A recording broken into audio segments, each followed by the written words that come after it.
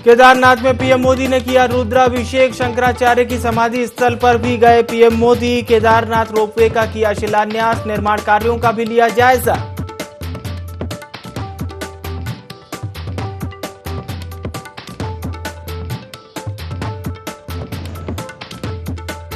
बद्रीनाथ धाम में प्रधानमंत्री नरेंद्र मोदी ने की पूजा अर्चना। देशवासियों की खुशहाली के लिए की प्रार्थना। 3400 करोड़ की 4 योजनाओं का किया शिलान्यास।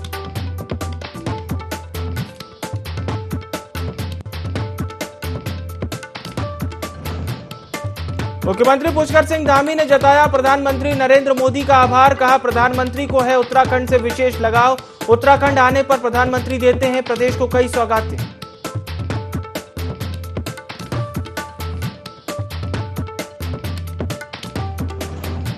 कांग्रेस ने साधा पीएम मोदी पर निशाना। कहा सनातन धर्म का अपमान कर रहे हैं पीएम मोदी। स्वास्थ्य के निशान को लेकर साधा निशाना।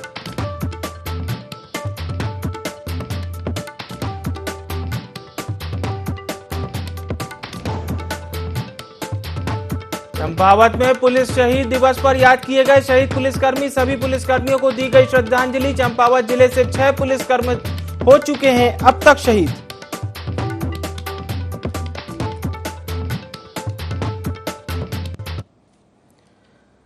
नमस्कार, देवभूमि लाइव में आप सभी का बहुत स्वागत है। आपके साथ मैं हूं विवेक पांडे। खबरें उत्तराखंड की और बद्रीनाथ से बड़ी खबर के साथ इस बुलेटिन की शुरुआत करेंगे। बद्रीनाथ में दिखी है सीएम धामी और प्रधानमंत्री नरेंद्र मोदी की एक अद्भुत केमिस्ट्री।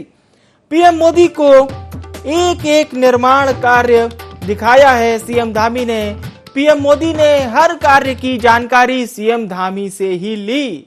तो ये जबरदस्त कोऑर्डिनेशन की एक तस्वीर आप देख सकते हैं, जहां पर प्रदेश के मुखिया हैं तो देश के मुखिया हैं। एक एक विकास कार्यों की बारीकी जानकारी ले रहे हैं प्रदेश के मुखिया से देश के मुखिया। और ये प्रधानमंत्री नरेंद्र मोदी के काम करने का शगल है, काम करने का उनका तरीका है, जो कि उन्हें अन्य नेताओं से अलग करता है। तमाम निर्माण कार्यों की प्रगति की इसी तरह से वे जानकारी लेते हैं। नरेंद्र मोदी ने हर चीज सीएम धामी से ही पूछी। तो देश के सबसे युवा मुख्यमंत्री और प्रधानमंत्री नरेंद्र मोदी की ये खास मंत्रणा, ये खास केमिस्ट्री, जो बॉडी लैंग्वेज आपको दिखाई दे रही है, बहुत कुछ कहती है। हमारे साथ प्रिंसिपल करस्पॉन्डेंट कैलाश बिष्ट जुड़ चुके हैं। कैलाश, कहीं ना कहीं ये जो एक जबरदस्त जुगलबंदी कह लीजिए, सियासत में से बेहतरीन केमिस्ट्री कह लीजिए, क्योंकि इस तरह की बॉडी लैंग्वेज नेताओं की बहुत ही कम देखने को मिलती है। और प्रधानमंत्री नरेंद्र मोदी भी जाने जाते हैं, जहां भी विकास कार्य की नींव रखते हैं तो वहां की बारीकी, छोटी से छोटी जानकारी भी लेते हैं। तो आज सीएम धामी ने उन्हें पूरी तमाम विकास कार्यों की जानकारी भी दी है। बिल्कुल विवेक, देखिए जाहिर तौर पर जो बॉडी लैंग्वेज था प्रधानमंत्री का और मुख्यमंत्री का, तो कहीं ना कहीं लग रहा था कि बहुत अच्छी बॉन्डिंग दोनों के बीच में है। और जिस तरीके से आज जब बद्रीनाथ पहुंचे थे, उससे पहले अगर मैं केदारनाथ का जिक्र करूं तो केदारनाथ में जब थे तो केदारनाथ में भी गुफ्तगू हो रही थी, दोनों के बीच कुछ बातचीत हो रही थी। और जाहिर तौर पर बातचीत इसी चीज की थी कि जो निर्माण कार्य थे वो कैसे चल रहे हैं। उसके बाद बद्रीनाथ में हमने देखा कि बद्रीनाथ में जब प्रधानमंत्री और मुख्यमंत्री जब साथ साथ थे तो जाहिर तौर पर कई चीजों को लेकर पूछ रहे थे मुख्यमंत्री से, क्योंकि मुख्यमंत्री ने भी हाल ही में कई दौरे किए हैं बद्रीनाथ के। उन्होंने देखा है कि बद्रीनाथ में जो निर्माण कार्य किस तरीके से हो रहे हैं और एक एक चीज को बड़ी ही डीप यहाँ पर तरीके से बताया है प्रधानमंत्री को, क्योंकि प्रधानमंत्री की भी जिज्ञासा थी कि निर्माण कार्य आखिर जो धामों में है किस तरीके से यहाँ पर सरकार करवा रही है। तो जब प्रधानमंत्री पूछ रहे थे मुख्यमंत्री से तो मुख्यमंत्री बहुत ही खुलकर बता रहे थे कि कहाँ पर क्या काम हुए और किस तरीके से काम करवाए जा रहे हैं। तो वो जो भाव थे दोनों के चेहरों के, वो साफ तौर पर ये बता रहे थे कि एक को बताने में मजा आ रहा था, दूसरे को जिज्ञासा थी कि और अधिक यहाँ पर जानकारी दिखा सके। उसके साथ मैं आपको बता दूं कि आज एक और अच्छी चीज देखने को मिली बद्रीनाथ में कि जो हस्तशिल्प जो बने हुए थे, जो स्थानीय जो महिलाएं थी, जो बुनकर थी और जो अन्य जो सामान बनाते हैं स्थानीय स्तर पर, उनसे भी प्रधानमंत्री ने मुलाकात की और जो लोकल प्रोडक्ट्स हैं उन प्रोडक्ट्स को भी उन्होंने देखा। और उन्होंने एक गुजारिश की है पूरे देश की आवाम से कि पूरे देश की जनता जब श्रद्धालु के रूप में आती है केदारनाथ या बद्रीनाथ तो अपना जो खर्चा वो करते हैं अपने यात्रा पर, उसमें से 5% का खर्चा वो स्थानीय जो भी पदार्थ होते हैं, जो आइटम्स जो बनाए जाते हैं, उन पदार्थों पर करें ताकि जो लोग हैं उन लोगों को रोजगार मिल सके, उन लोगों को प्रोडक्ट दिख सके और उन लोगों की जो आजीविका है, क्योंकि आजीविका उसी पर निर्भर है, तो आजीविका यूं बरकरार रहे। तो ये अगर इस तरीके से अगर लोग स्थानीय प्रोडक्ट्स को खरीदते हैं तो स्थानीय प्रोडक्ट्स को तो बढ़ावा मिलेगा ही, लेकिन जो साथ ही जो लोगों की आजीविका है वो बढ़ेगी। तो आज ये जो कार्यक्रम था, ये कार्यक्रम बहुत ही भव्य था और 3400 करोड़ की सौगात दी है बद्रीनाथ में प्रधानमंत्री ने मुख्य प्रदेश को, जिसमें 2 रोपवे बनने हैं और साथ ही जो 2 सड़कें हैं, 2 सड़कों का चौड़ीकरण होना है। विवेक, बिल्कुल बिल्कुल, बहुत बहुत धन्यवाद कैलाश, तमाम जानकारी हमारे दर्शकों तक पहुंचाने के लिए। तो ये विशेष झलकियां आप देख पा रहे थे। लगातार IND24 भी सुबह से इस खबर पर बना हुआ है। पल पल की अपडेट भी प्रधानमंत्री नरेंद्र मोदी के दौरे की हम आप तक पहुंचा रहे हैं। तो केदारनाथ धाम प्रधानमंत्री नरेंद्र मोदी पहुंचे, जहां उन्होंने रुद्राभिषेक कर सबकी सुख और समृद्धि की कामना की। नरेंद्र मोदी प्रधानमंत्री बनने के बाद 6वीं बार बाबा केदार के धाम पहुंचे हैं। पीएम मोदी ने आदि गुरु शंकराचार्य की समाधि स्थल पर पहुंचकर दर्शन भी किए। इस मौके पर राज्यपाल जनरल गुरमीत सिंह और सीएम पुष्कर सिंह धामी भी मौजूद रहे। इस दौरान पीएम मोदी ने गौरीकुंड से केदारनाथ के लिए रोपवे का शिलान्यास किया। 1267 करोड़ रुपए की लागत से बनने वाले 9 किलोमीटर से ज्यादा लंबे इस रोपवे के बनने से गौरीकुंड से श्री केदारनाथ पहुंचने में श्रद्धालुओं को सिर्फ आधा घंटा लगेगा। प्रधानमंत्री नरेंद्र मोदी ने इसके बाद मंदाकिनी आस्था पथ और सरस्वती आस्था पथ पर जाकर विकास कार्यों का निरीक्षण किया। साथ ही उन्होंने श्री केदारनाथ में पुनर्निर्माण कार्यों में लगे श्रमजीवियों से मुलाकात की और उनका हौसला बढ़ाया।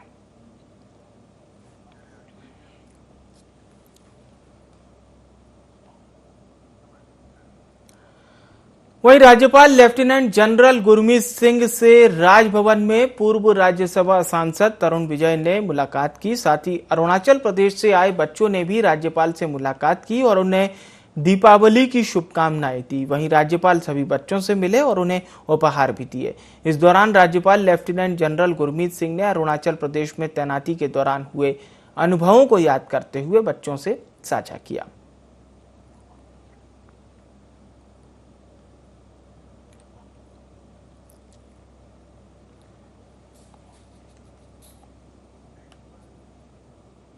चंपावत में पुलिस शहीद के अवसर पर पुलिस लाइन में श्रद्धांजलि समारोह का आयोजन किया गया। शहीद दिवस का ये खास आयोजन यहां पर किया गया। इस मौके पर सेवा के दौरान शहीद हुए पुलिस कर्मियों को याद कर उन्हें श्रद्धांजलि दी गई। वहीं कार्यक्रम में पुलिस उपाधीक्षक अविनाश वर्मा ने शहीद स्मारक पर पुष्प चक्र अर्पित कर शहीद पुलिस कर्मियों को याद किया।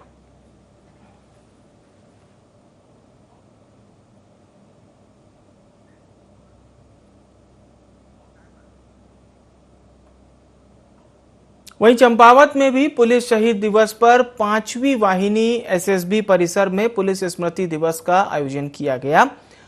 देश सेवा में शहीद हुए अर्धसैनिक बलों और पुलिस जवानों की याद में जवानों को शस्त्र के साथ भी सलामी दी गई। वहीं कमांडेंट प्रमोद देवरानी ने शहीद जवानों के सम्मान में पुष्प चक्र अर्पित किया। साथ ही जवानों की आत्म शांति के लिए 2 मिनट की मौन परेड रखी गई।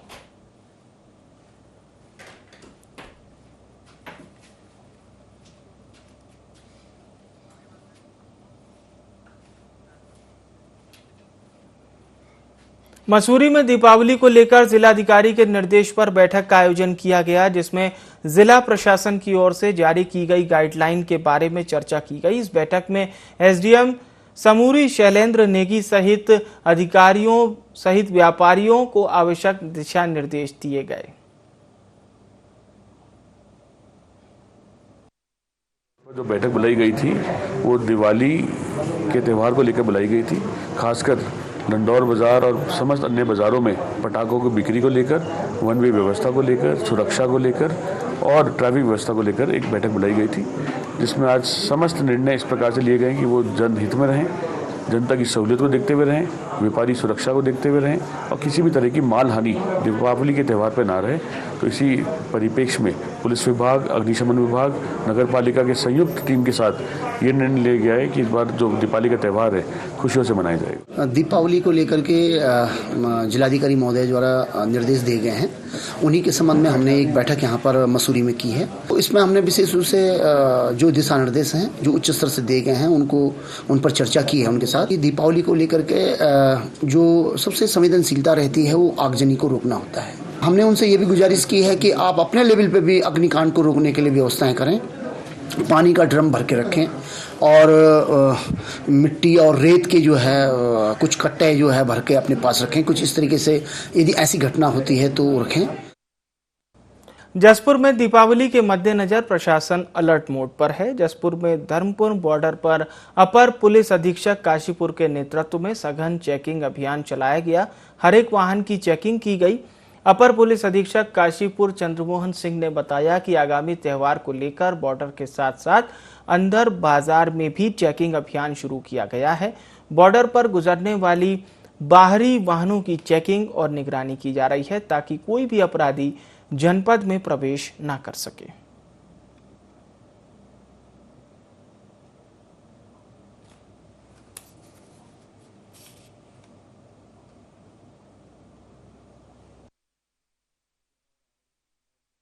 दीपावली का भी जो त्यौहार है 24 तारीख को है, तो हम लोगों ने लगातार बॉर्डर पर और अंदर मार्केट के अंदर भी लगातार जो है चेकिंग शुरू की है। बॉर्डर पे जो बाहर की गाड़ियां हैं लगातार उन पर जो है चेकिंग की जा रही है, उनकी निगरानी की जा रही है कि कोई भी अवांछित अपराधी तत्व जो है हमारे जनपद में प्रवेश न करें। कोई ऐसी सामग्री और ऐसी कुछ भी वस्तु जो है जो कि सुरक्षा की दृष्टि से जो है खतरनाक हो, उसका भी हम लोग चेकिंग कर रहे हैं। और लगातार ये चेकिंग रैंडमली चलती रहेगी और त्योहारों की दृष्टि से ही इसको जो है सुरक्षा हमारी जो है बनी रहे, इसके लिए चेकिंग की जा रही है। अंकिता हत्याकांड मामले में विधायक रेणु बिष्ट की मुश्किलें बढ़ती जा रही हैं। अधिवक्ता प्रवेश रावत ने अंकिता मर्डर केस में स्थानीय विधायक रेणु बिष्ट को आरोपी बनाने के लिए न्यायिक मजिस्ट्रेट कोर्ट में 11 अक्टूबर को प्रार्थना पत्र दिया था, जिसमें 18 अक्टूबर को दोनों पक्षों की सुनवाई के बाद कोर्ट ने अपना फैसला सुनाया। कोर्ट ने अधिवक्ता प्रवेश रावत को अंकिता मर्डर केस की जांच कर रही एसआईटी टीम के समक्ष अपने बयान दर्ज कराने को कहा है।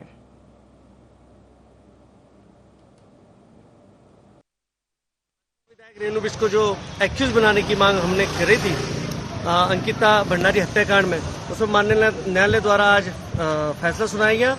हमारी रीट पे उन्होंने कहा है कि आप पहले जो एसआईटी गठित है उस पर जाइए, अपने बयान दर्ज कराइए और हम पहले एसआईटी में जाएंगे, सर्टिफाइड कॉपी लेके उसका अवलोकन करेंगे, एसआईटी में अपने बयान दर्ज कराऊंगा। अगर वहां से भी मैं संतुष्ट रहा तो मैं सेशन कोर्ट पे जाऊंगा और अपील दायर करूंगा। लेकिन जब तक रेणु बिष्ट को एक्यूज नहीं बनाया जाता तब तक हम कानूनी लड़ाई लड़ते। अंकिता भंडारी हत्याकांड को लेकर उत्तराखंड क्रांति दल ने एक प्रेस कॉन्फ्रेंस की, जहां पर सरकार पर बड़ा आरोप लगाया। संस्था के मीडिया प्रभारी ने बताया कि मुख्य आरोपी पुलकित आर्य के पिता को मुख्यमंत्री का संरक्षण प्राप्त है, जिसमें मामले की जांच में प्रभाव पड़ना जायज है। यही कारण है कि यूकेडी यानी उत्तराखंड क्रांति दल सीबीआई जांच की मांग कर रहा है।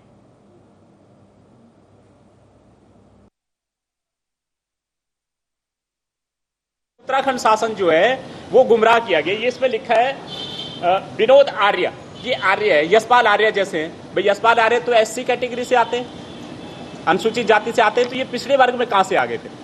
इसका मतलब आर्य यहाँ पे पिछड़े वर्ग की जाति तो नहीं है, तो ये आर्य ओबीसी में कैसे आ गए? यहाँ पे इनको माटी कला बोर्ड का अध्यक्ष बनाया गया, तो कुमार समुदाय से नहीं आते उनको आप यहाँ बोर्डो में, जो उत्तराखंड से भी नहीं है, कुमार समुदाय से नहीं है, उनको तो आप माटी कला बोर्ड का अध्यक्ष बना रहे हो। धारचूला के क्षेत्रों में लगातार हो रहे अवैध कटान के साथ जैव विविधता को लेकर हो रहे नुकसान पर प्रशासन ने संज्ञान लिया। डॉक्टर आशीष चौहान ने बताया कि गुंजी की बायोडायवर्सिटी में कुछ अवैध फिलिंग हुई है, जिस पर हमने फॉरेस्ट डिपार्टमेंट को कार्रवाई के निर्देश दिए हैं। इस संबंध में शासन को प्रपोजल भी भेजा गया है।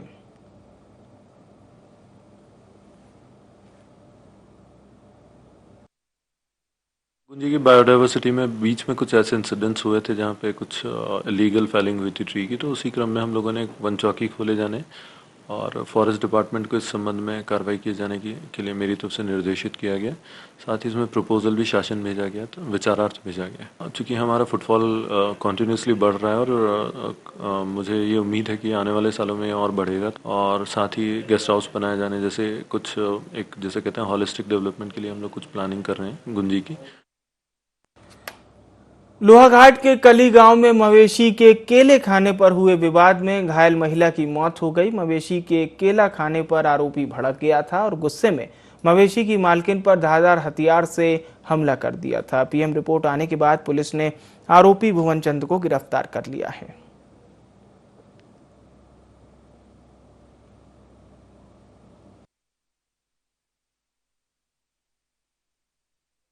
वो जो पीड़िता थी, जिनके वृद्धा महिला, उनके काफ़ी चोट लगी थी, जिस कारण उनकी कल मृत्यु हो गई है।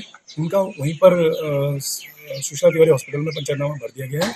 विवेचक कल यहाँ से विवेचना हेतु गई थी, तो उनकी भी उनसे वहाँ से पत्रावली कलेक्ट करके इसमें अभियोग में धारा का वृद्धि करके आगे कार्रवाई की जाएगी। उत्तराखंड के लक्सर में लोक निर्माण विभाग थराली के नए भवन का शिलान्यास विधायक भूपाल राम टमटा ने किया। इस मौके पर अधिशासी अभियंता अजय काला ने बताया कि लोक निर्माण विभाग के दफ्तर 1975 से टीन शेडों में बने हुए हैं, अब उन्हें पक्के भवनों में तब्दील किया जाएगा। बता दें कि कार्यालय भवन के निर्माण के लिए पहले चरण में 25 लाख रुपए स्वीकृत हुए हैं।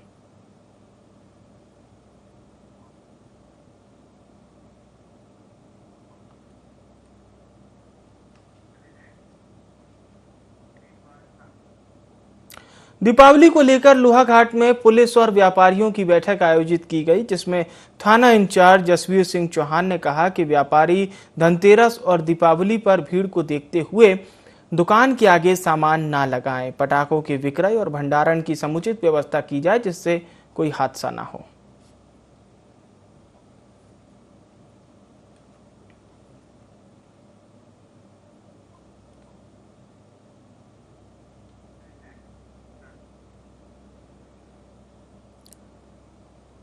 प्रधानमंत्री नरेंद्र मोदी उत्तराखंड दौरे पर हैं। पीएम जब ज्वालीग्रांट हवाई अड्डे पर पहुंचे तो यहां पर राज्यपाल और मुख्यमंत्री सहित विधानसभा अध्यक्ष और केंद्रीय राज्य रक्षा मंत्री ने उनका स्वागत और अभिनंदन किया।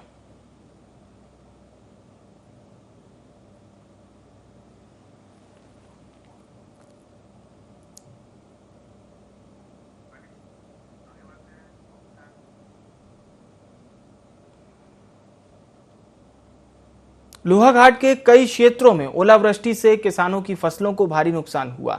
फसल बर्बाद होने के कारण किसानों को आर्थिक नुकसान पहुंचा। भारतीय किसान यूनियन के जिला अध्यक्ष ने बताया कि ओलावृष्टि ने किसानों की कमर तोड़ दी है। किसानों ने जो फसलें लगाई थी वो पूरी तरह से बर्बाद हो चुकी हैं।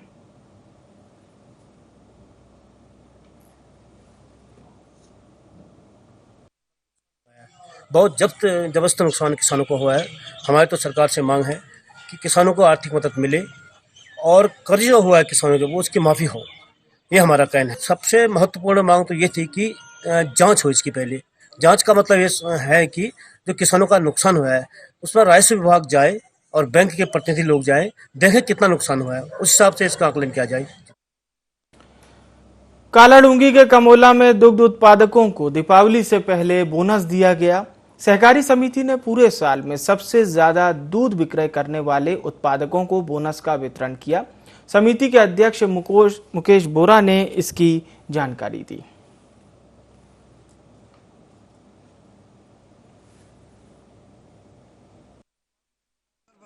हमारे प्रदेश के माननीय मुख्यमंत्री पुष्कर सिंह धामी जी और हमारे जो विभागीय मंत्री माननीय दुग्ध विकास पशुपालन आदरणीय सौरभ बहुगुणा जी ने कल ही 20 करोड़ रुपए पूरे प्रदेश के दुग्ध उत्पादक जो 52,000 सदस्य उनके लिए जारी किया है। मैं उसके लिए अपनी ओर से उत्तराखंड सहकारी डेयरी फेडरेशन और नैनीताल दुग्ध संघ आंचल परिवार की ओर से माननीय मुख्यमंत्री पुष्कर सिंह धामी जी और माननीय दुग्ध विकास मंत्री सौरभ बहुगुणा जी का धन्यवाद ज्ञापित करता हूँ, उनका अभिनंदन करता हूँ। बेहद खुशी हो रही है कि 20 करोड़ में से 10 करोड़ 35 लाख रुपए नैनीताल दुग्ध संघ के 29,000 दुग्ध उत्पादकों के लिए उन्हें जारी करा है। आज हमारी सरकार ने कल ही जो बोनस 20 करोड़ रुपया पूरे दुग्ध संघ डेयरी को रिलीज कर दिया है, जो कि मुझे लगता है दिवाली के आसपास किसानों को मिल जाएगा, दुग्ध उत्पादकों को मिल जाएगा।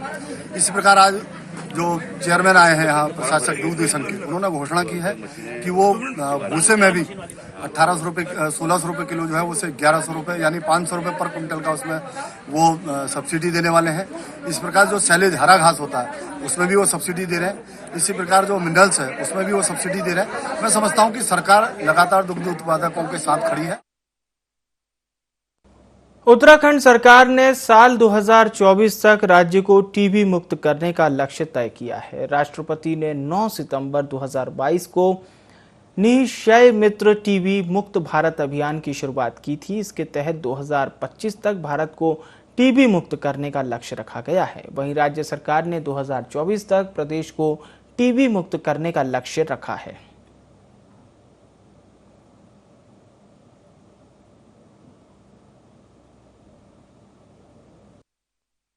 माननीय राष्ट्रपति महोदय द्वारा निःक्षय मित्र 2.0 कार्यक्रम का जो है शुभारंभ किया गया था और इसके बाद फिर स्टेट लेवल पे गवर्नर साहब द्वारा, सीएम साहब द्वारा, माननीय स्वास्थ्य मंत्री जी द्वारा जो है निःक्षय मित्र के तौर पे टीबी पेशेंट्स को गोद लिया गया है।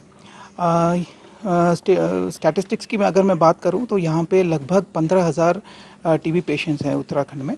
उसमें से लगभग 4,800 निःक्षय मित्र हम लोगों ने बना दिया है। हम लोगों ने सभी विभागों से अपील की है कि जो विभाग के हेड्स हैं वो एक एक टीबी पेशेंट गोद लें और निःक्षय मित्र के रूप में आगे आए। और इसी क्रम में मैंने आज जो है एक बच्ची को निःक्षय मित्र के तौर पे उनको ड्राई राशंस प्रोवाइड किया है।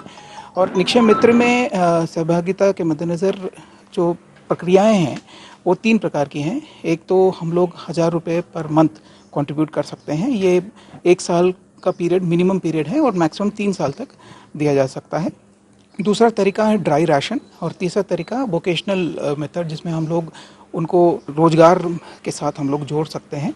तो ये 3 अलग अलग तरीके हैं और इसमें मुझे बताने में खुशी भी हो रही है कि हम लोग पूरे देश में निःक्षय मित्र बनाने में दूसरे स्थान पे हैं और हमारी कोशिश ये रहेगी कि इतने निःक्षय मित्र हम लोग बनाएं कि हम लोग फर्स्ट पोजीशन में आएँ। देखिए, मैंने नर्सिंग कॉलेज का भी निरीक्षण किया तो सेकेंड ईयर बीएससी नर्सिंग के छात्र छात्राओं से के साथ भी जो मैंने इंटरेक्शन किया तो मूलभूत सुविधाओं का अभाव बताया गया था, जैसे बिजली, जैसे पानी इत्यादि, और वॉशरूम की सुविधाएं वगैरह ठीक नहीं बता रहे थे। और इसके अलावा जो हमारे प्रिंसिपल साहब हैं वो बता रहे थे कि जो ड्राइंग डिस्पर्सिंग पावर्स हैं उनके नहीं हैं, तो उसमें मैंने इमीडिएटली कार्रवाई करने के लिए कहा है और हम लोग कोशिश करेंगे कि आज ही उनको डीडीओ पावर्स दे दिए जाएं। देवभूमि लाइव में फिलहाल के लिए इतना ही। मुझे यानी विवेक को दीजिए इजाजत। नमस्कार।